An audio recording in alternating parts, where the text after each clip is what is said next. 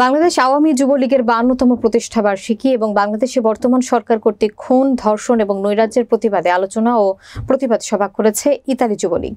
বিস্তারিত থাকছে ইতালি প্রতিনিধি মোল্লা মনিরুজ্জামান মনিরের তথ্যচিত্রে। মঙ্গলবার প্রতিবাদ সভায় প্রধান অতিথি ছিলেন ইতালি আওয়ামী লীগের সভাপতি বীর মুক্তিযোদ্ধা মাহতাব হোসেন।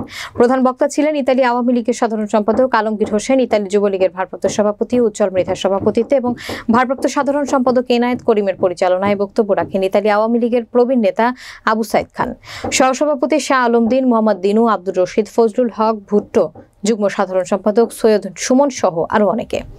এ সময় যুবলীগ নেতৃবৃন্দের মধ্যে বক্তব্য রাখেন বোরহান হোসাইন, ইমরান মাতব্বর, রিফাত শুভ, রফিক ব্যাপারী, হাদিউল ইসলাম হিমু, মির্জা সবুজ, আদনান শাকিল, সিয়াম সহ কার্যনির্বাহী কমিটির নেতৃবৃন্দ। বক্তারা বলেন, বাংলাদেশ আওয়ামী যুবলীগের একটি নেতাকর্মী বেঁচে থাকতে বর্তমান সরকারের ষড়যন্ত্র বাস্তবায়ন হতে দিব না। এছাড়া দেশে যুবলীগ পূর্বের তুলনায় আরো শক্তিশালী হচ্ছে।